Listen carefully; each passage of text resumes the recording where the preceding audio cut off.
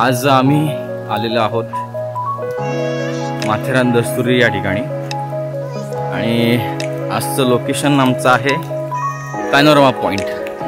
तर सर्वच जण या ठिकाणी येत असतात माथेरानला फिरायला। मी स्वतः नेरळला राहतो, पण मी क्वचितच माथेरान किंवा या ठिकाणी आलो असेल। जास्त सहसा माझं येणं माथेरानला नसतं। जुमोबटीला आम्ही सर्व मित्र नेहमी येत असतो, रात्री संध्याकाळी किंवा कोणत्याही वेळेला। आणि हे समोर जे दिसतात ते माझे 3 मित्र आहेत, अबुलेश, वैभव आणि ऋषी। सो आजचा दिवस आपण बघूयात पॅनोरमा पॉइंट। आय होप की तुम्हाला व्हिडिओ आवडेल आणि इथले सुंदर सुंदर नजारे तुम्हाला आवडतील। भेटूयात, बाय।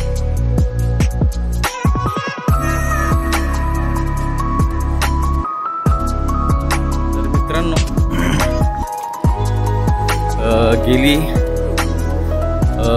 अर्धा एक तास झाला आम्ही चालतोय आणि थोड्याच वेळात आम्ही पॅनोरमा पॉइंटला पोहोचणार आहोत। तर या माथेरानचं वैशिष्ट्य असं आहे की एक थंड हवेचं ठिकाण म्हणून ब्रिटिशांनी या जागेचा शोध लावला होता। आणि माथेरानच का, म्हणजे त्याचं नाव माथेरान का ठेवलं, त्याची एक छोटीशी गोष्ट अशी आहे की हे जे डोंगर आहे ते उंच अशा ठिकाणी आहे, माथ्यावर आहे आणि तिथे एक साधं चांगलं गोड निसर्गरम्य असं जंगल आहे आणि जंगलाला मराठीमध्ये रानसुद्धा म्हणतात। तर त्याच उद्देशाने याला माथेरान किंवा माथ्यावर असलेले रान म्हणून माथेरान असं नाव पडलं असावं। आणि अतिशय चांगल्या वातावरणात मौज मजा करून आम्ही 4 मित्र या ठिकाणी एन्जॉय करत आहोत।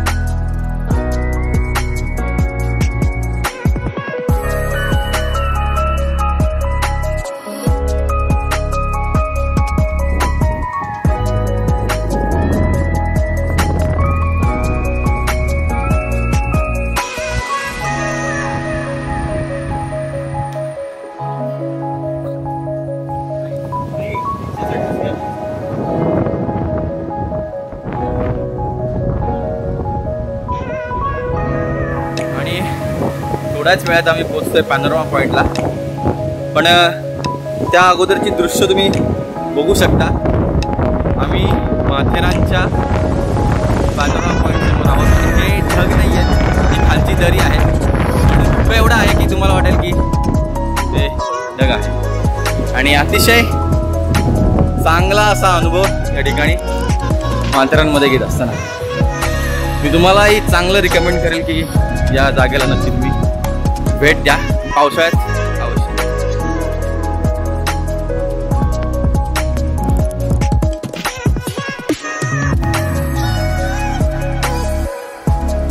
तर मित्रांनो, शेवटी आम्ही आमच्या फायनल डेस्टिनेशनवर पोहोचलेलो आहोत, ज्याचं नाव आहे पॅनोरमा पॉइंट।